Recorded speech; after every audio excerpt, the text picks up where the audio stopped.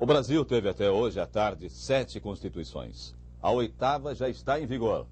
De Brasília, o repórter Alexandre Garcia relembra um pouco da história das nossas constituições. Uma primavera nublada testemunhou o nascimento da nova Constituição brasileira. Uma Constituição que foi resultado da mais ampla negociação já feita na história das Constituições brasileiras. Essa negociação absorveu pressões e tensões políticas, econômicas e sociais. Misturou diversos partidos políticos e diversas ideologias. E obteve maioria em 559 cabeças. Disso nasceu a Constituição de 88, a 8ª do Brasil. O documento da liberdade, da dignidade, da democracia.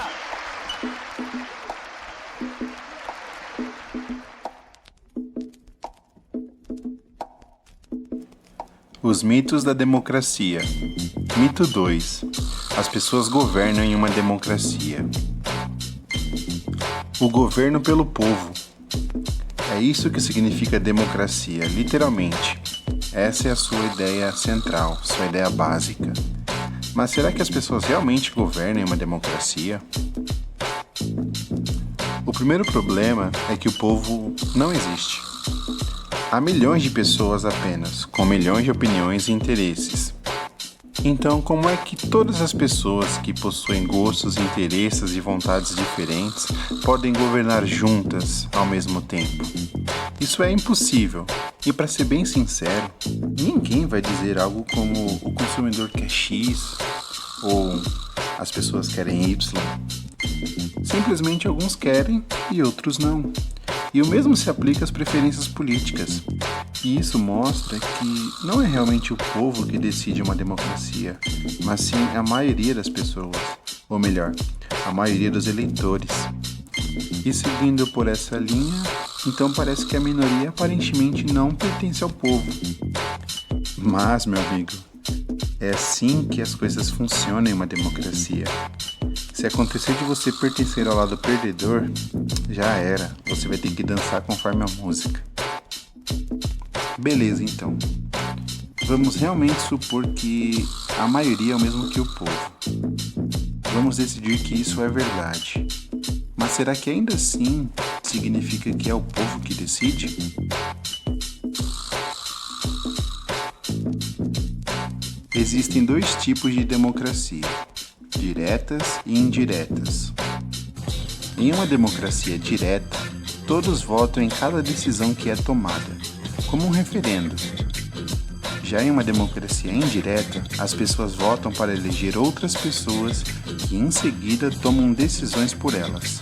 Fica bem óbvio aqui pra gente que no segundo caso, as pessoas têm muito menos a dizer do que no primeiro.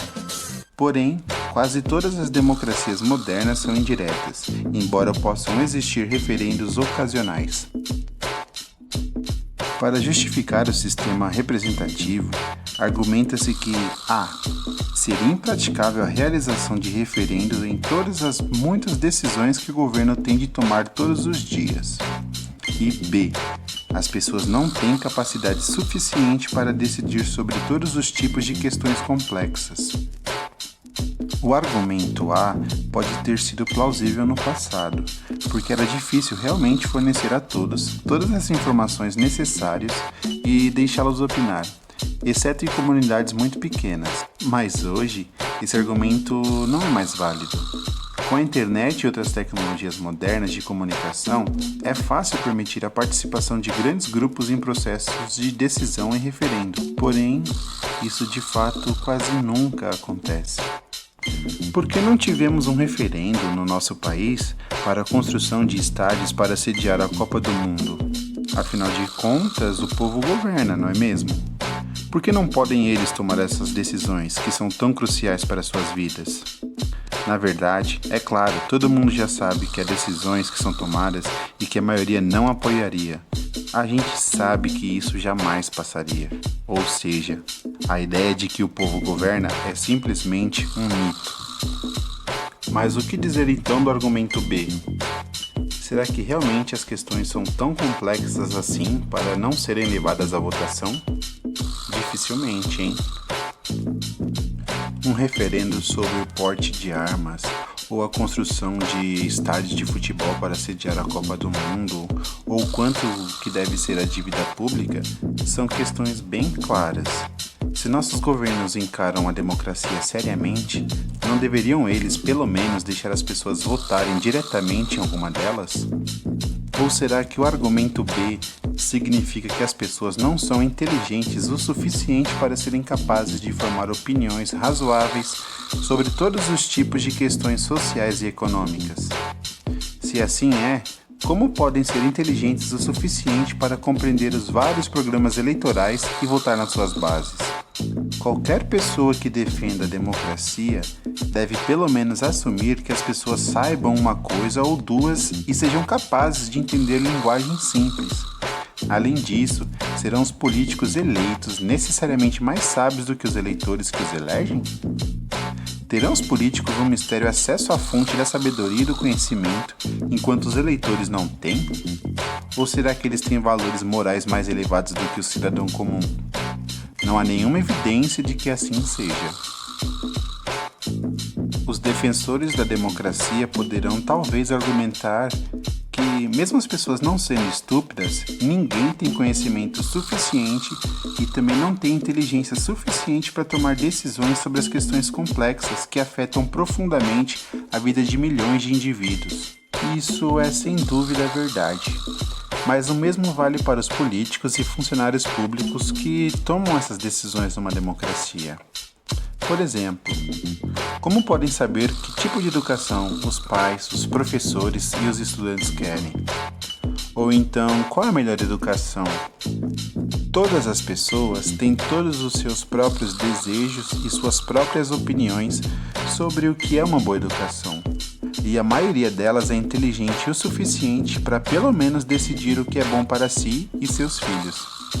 Mas isso vai contra a receita centralizada de modelo único da democracia. Parece então que na nossa democracia o povo não governa nada.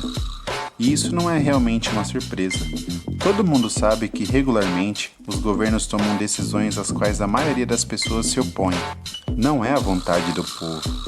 É a vontade dos políticos. E por trás da vontade dos políticos existem os lobistas profissionais, grupos de interesse e ativistas. São eles que governam uma democracia. Uma pequena elite toma decisões. Sem se importar com a vontade do povo, eles desperdiçam nossas economias, fazem gastos absurdos gerando dívidas enormes, espionam seus cidadãos. Gastam nosso dinheiro em subsídios para grupos de interesses especiais, entram em acordos como a União Europeia, NAFTA, Mercosul, que beneficiam o improdutivo em detrimento do produtivo. Será que todos nós, democraticamente, queremos isto? Ou é o que os governantes querem? Para pensar. Realmente, quantas pessoas se voluntariam para transferir milhares de reais para a conta do banco do governo? Por que não perguntar às pessoas apenas uma vez, já que são elas que governam? É normal dizer que a democracia é uma boa maneira de limitar o poder dos governantes, mas, como a gente pode ver, este acaba por ser apenas mais um mito. Os governantes podem fazer praticamente tudo o que querem. Além do mais, o poder dos políticos se estende muito além de suas ações no parlamento e no governo. Quando eles são retirados do cargo pelos eleitores, eles vão muitas vezes para empregos lucrativos nas inúmeras organizações que existem em estreita simbiose com o Estado.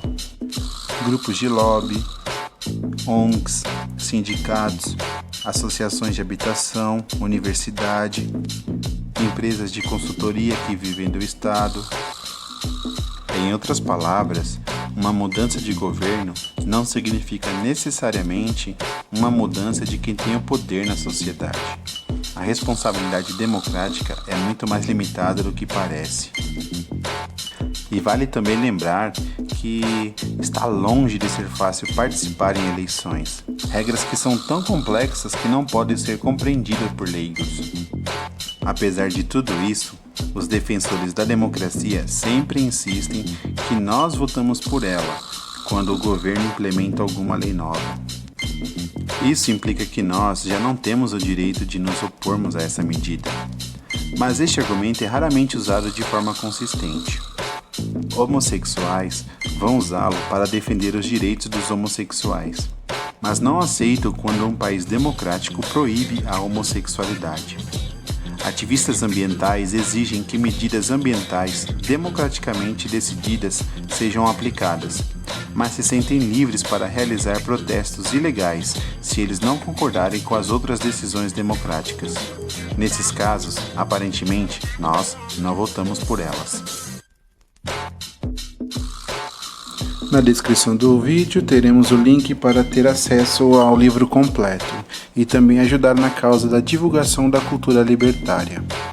Siga nossas redes sociais no Instagram, @Periferia Livre, e o nosso canal do YouTube se inscrevendo, curtindo e compartilhando. Obrigado pela paciência e até o próximo programa.